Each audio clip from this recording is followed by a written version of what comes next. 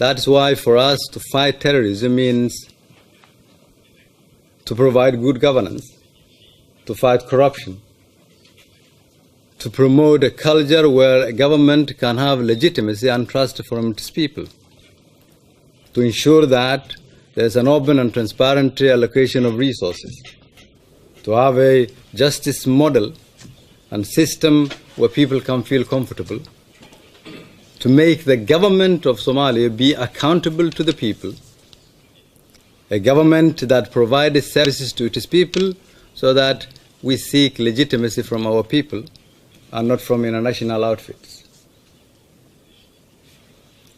Rebuilding our nation in terms of providing security for us means seeking acceptance from our people.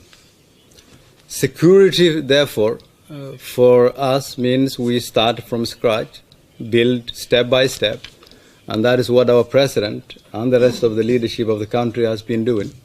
And over a year now, a period of a year, we've made significant strides and continue to move that nation forward. That is why the president and I are committed to ensure that we restore the credibility and the dignity of the Somali people, so that people know Somalia, not what it is today or what it has been over the past 30 years, but what it can be. To continue with that, we've been reforming the economy of the country because we've had a bad credit for more than 30 years. Zero access to the international financial institutions, no financial system that worked.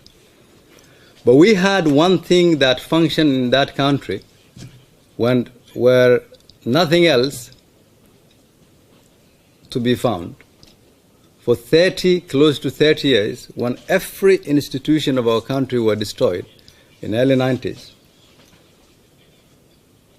the productivity and the ingenuity of the Somali people never stopped because of the capacity of the Somali business community, both inside and outside the country. And they kept alive our nation because you have this business structure that is built on one thing. That was the reason why our government were destroyed. With our business community has and had it for that 30 years, and that is trust among them. And that is the trust we are trying now to restore in our economy.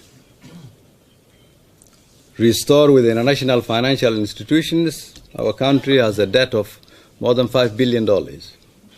That comes from the old regime, early 70s and 80s.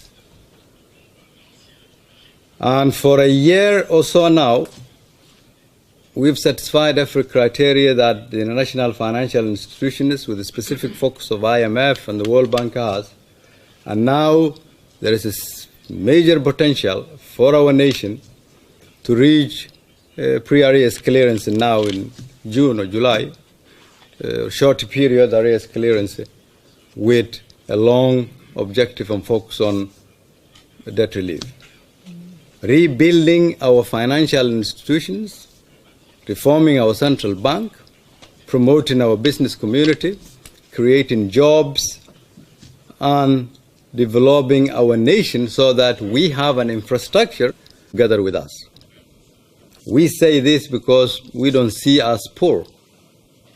We see us a nation with a lot of potential, longest coast in the continent, potential in oil and gas, minerals, in fishing, agriculture, services and logistics, geographical location, you name it.